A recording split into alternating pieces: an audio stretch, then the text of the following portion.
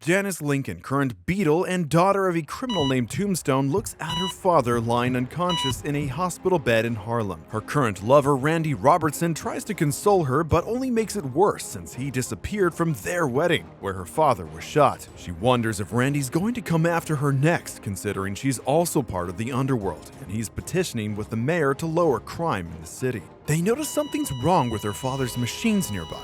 The doctor discovers the power supply was unplugged for the ventilator. Randy is quick enough to notice a shadow fleeing the scene, and it's Spider-Man in a dark suit laughing maniacally as he swings across the skyline. Randy can't be sure who it is. Mary Jane Watson's so startled by Norman's sudden voice calling her that she flips the bowl of popcorn she's carrying. Looking pale, Norman worries that something is wrong since she didn't answer his calls. But she's just in the middle of a movie with her lover, Paul. When Norman looks about nervously, Paul stands and realizes the gravity of the situation. He tells them they need to get off the island, practically shoving them out the door. MJ argues at first that she can take care of herself, but Norman insists something's wrong with Peter and she shouldn't get involved. He quickly changes his tune, pretending that Peter sent him to warn her of someone trying to make him look unhinged. The person is after anyone Peter might hold a grudge against. MJ and Paul glance at each other, deciding to leave as instructed, just to be safe. Paul starts to explain that taking the bridge at this time will be faster, but Norman urges him to take the tunnel, his expression somber.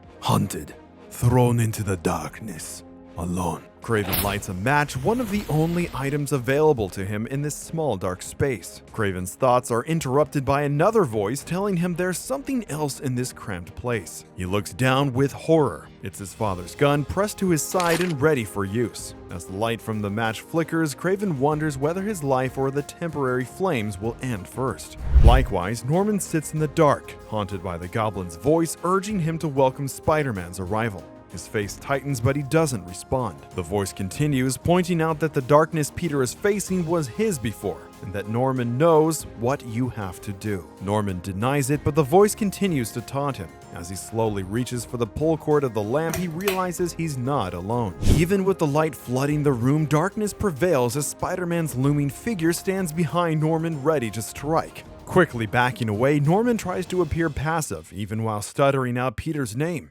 Peter doesn't wait to ask. You haven't seen Paul around, have you? Norman's fear grows as Spider-Man begins to cackle and he recognizes that laugh. Peter says what they're both thinking. I'm like you. Kraven strikes another match, but the voice in his head is pushing for control. It reminds him that he's like his father and that his mother was crazy. As he brings the gun closer, Kraven reminds himself he has no mother. He has no one. His finger touches the trigger and closes his eyes, but his boots hit the bottom of the casket. The voice doesn't like that, especially when he opens his eyes anew and decides he wants to be let out. Spider-Man's earlier cheer disappears when he questions Norman about why he tolerates his existence. Norman's fear ramps up while Kraven kicks at the casket elsewhere. With Peter's darker turn, Kraven busts out of the box he's in, dirt slipping through the cracks. Peter tells Norman his true colors will come out again as Kraven crashes through the casket fully with his heels. Raising Norman with one arm, the unhinged version of Spider-Man prepares to do what he should have done years ago. All Norman can do is beg and hope some part of Peter is still in control. Kraven feels the dirt hitting him fast, knowing it's coming in too fast to stop. Spider-Man throws Norman at the table with the lamp he just lit, smashing it as he screams, "Friend!" Norman rips part of the dark suit in an attempt to stop the impact. Kraven's legs are almost fully covered. He knows if he does nothing, he will suffocate. With Peter's mouth free of the mask, the anger he had deep down explodes with a, "Do you think I forgot what you did?" Peter strikes Norman and blood sprays from his mouth. He strikes him again and once more with a crack. Peter demands an answer from Norman if he showed any mercy to Gwen before killing her. Both of his fists covered in blood and dripping grotesquely. Norman, battered and aware of his violent past, knows he showed her none. But he knows that this isn't Peter's doing, and he's being controlled the way Norman was. The Green Goblin's voice urges Spider-Man to switch targets, with Peter grasping his head with bloody fingers. With a sadistic laugh and Goblin watching proudly, Peter knocks Norman out and leaves him a reddened mess on the floor. Though unconscious, Spider-Man tells Norman about Kraven, who he buried alive. Now he knows how good it feels to hurt them back. Knowing the pleasure he can get, Peter plans to go after Otto, Doc Ock, as well as Eddie Brock. but not before paying MJ and her boo a visit. Norman tries to dissuade him, but the thought of throwing Paul off the top of a bridge makes Spider-Man cackle with excitement. He has to see if MJ can save him with her fresh new powers. Queen Goblin sits in her monstrous throne of broken mirrors after having smashed them and sought answers to interminable questions. Norman's sins may be gone, she thinks, but I'm still the queen. The Green Goblin left more than one victim, and she suffers more now that her ceremony went awry. Instead, Kraven's underground, and she wonders if she'll let her lover die for her obsession. She reaches for her pumpkin scepter as she leaves. Kraven struggles both against the dirt and ghostly thoughts trying to lead him to his demise. He knows all too well that the dirt is stopping him from escaping, so his only option is his gun. The voice heartily agrees, encouraging him to join his father in death by the same method. The dirt has all but completely buried Kraven, but he still fights back, shouting, I am not my father. I am. Holland Tunnel is jam-packed as Paul and MJ try to escape any danger coming for them. Since they're stuck in traffic, it gives them time to wonder just how genuine the warning from Norman was. He's no stranger to paranoia, but that's not exactly a reason to dismiss his help. Small explosives go off in the traffic behind their car. They can see the threat approaching from the rearview mirror, cars being flipped out of the way. Paul tells her to get down, but the dark Spider-Man is there, launching a flurry of bombs in all directions around them. MJ screams as spider-bots crawl all over her and the car. The innocent bystanders run in fear, trying to escape the mechanical insects while Spider-Man laughs. Suddenly, someone grabs him from the air, forcing him away. Kraven lies in darkness, but the second voice is gone. It's such a beautiful quiet despite being trapped and alone.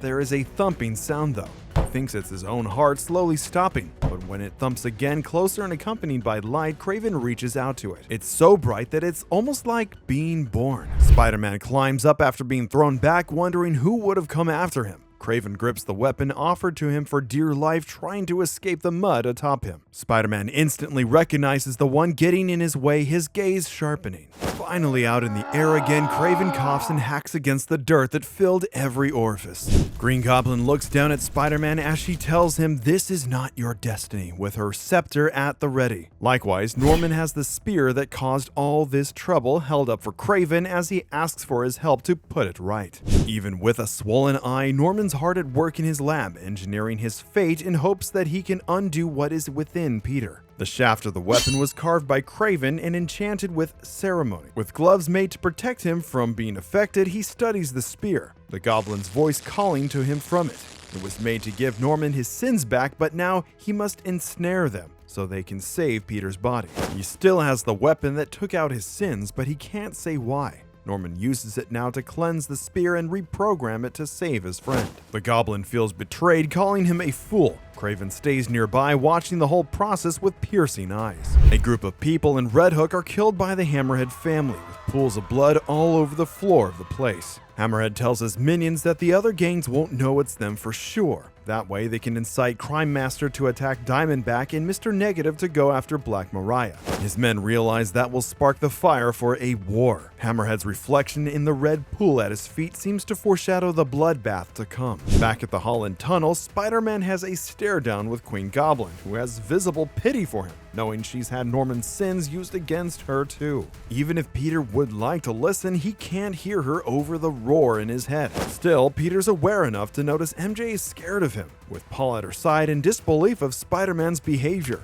The fire grows in Peter and hatred takes over his thoughts. With a devastating blow, Spider-Man sends Queen Goblin away, laughing all the while. With no one else to distract him, Peter tells Paul he'd like a word. MJ pushes at her lover, telling him to run because she knows Peter won't hurt her. MJ reveals the power slots device on her wrist as a warning. Spider-Man feigns ignorance, asking, "Where'd you get that thing?" In the next moment, he glares in disgust, knowing all too well that Paul the Weasel did, and that he took her away from Peter as well. MJ's her own person, she points out it was her choice. The otherworldly powers flow from the device. Peter points an accusing and aggressive finger at MJ, aware now that she is the real betrayer. He can't help but shout, Did you think you wouldn't pay? And MJ readies herself with both arms up. Spider-Man is hit from behind before he can hurt MJ, but Queen Goblin doesn't stop there, whacking him again with her massive dual-sided weapon as she soars on her Goblin glider. Fire bursts forth from her scepter, making it hard for Spider-Man to fight back. Queen Goblin grabs Peter by the throat, intent now on tearing out what she came for if he won't return them. With fire around them and her nails drawing closer, she smiles viciously. MJ's jackpot power entangles Queen Goblin, holding her back from the finishing blow. Her power glows pink and surrounds them. With a fierce look, MJ tells Queen Goblin that no one's killing Peter Parker today. Queen Goblin screeches with the force of the attack, but Peter's voice changes her anger to concern as he points out that it's too late. Spider-Man angrily leaps over her, rushing towards Paul as he tries to flee. Before catching him, he reveals his plan to hurt MJ as much as she hurt him. In the next instant, Spider-Man has Paul dangling by one leg, unbothered by putting a man not from their world in peril. Clearly afraid, Paul refuses to back down, telling Peter to do what he's gotta do. That's all Spidey needs before he lets go of Paul completely. Recovered from earlier, looking as intense as ever, Kraven calls out, Spider, this is unworthy of you. He wields the modified spear in his hand, the red of its power burning in front of the moonlight. Peter narrows his eyes at him. The interruption gives MJ enough time to grab Paul with her device. Norman apologizes for getting them dragged into this and will ensure Peter's well-being. MJ worries about what his plan might be, but Norman just hides his face as he turns and says, I enjoyed getting to know you, Mary Jane. Kraven faces Spider-Man trying to correct his mistake that poisoned Peter with the evil meant for another. Looking more diabolical than ever, Peter lifts his mask to reveal glowing eyes and a nasty grin. He can't wait for another round with the Hunter.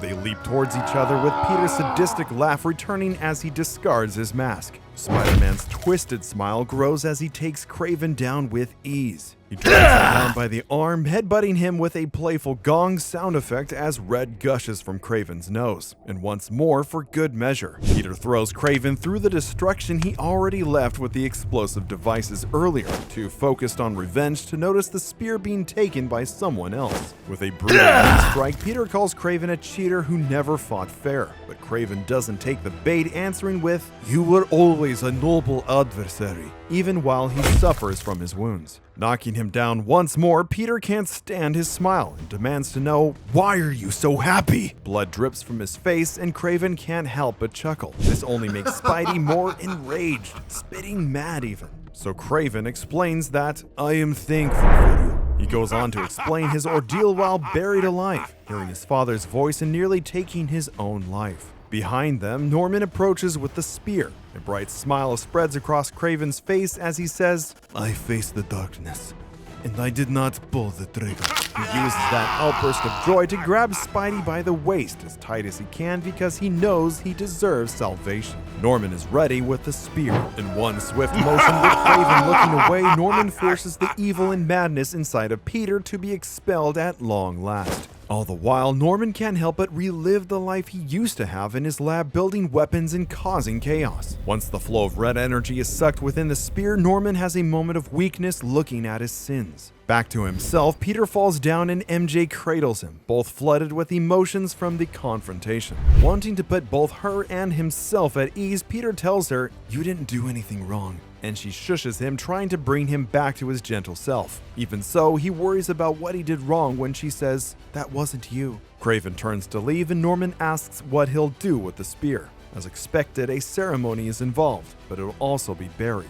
He adds, You are free, husband. No longer seeking revenge against Norman. As much as Norman knows Kraven's being sincere, there's still Queen Goblin around. It's not over for her, and she's smiling now. He worries because it looked to him as if she was content. Days pass, and Randy is on the news discussing the problems with Supercrime because of the damage it caused to the tunnel. Peter's on the phone with Norman, worried that he'll be found out. Calmly, Norman explains that it should go away since Peter was wearing a costume associated with one Brock or another. That doesn't ease Peter's mind, knowing who the real culprit was. Norman insists it wasn't his doing and to get some rest. But Spider-Man can't take a break. It just makes him want to put the real suit on, and it seems to instantly brighten his mood.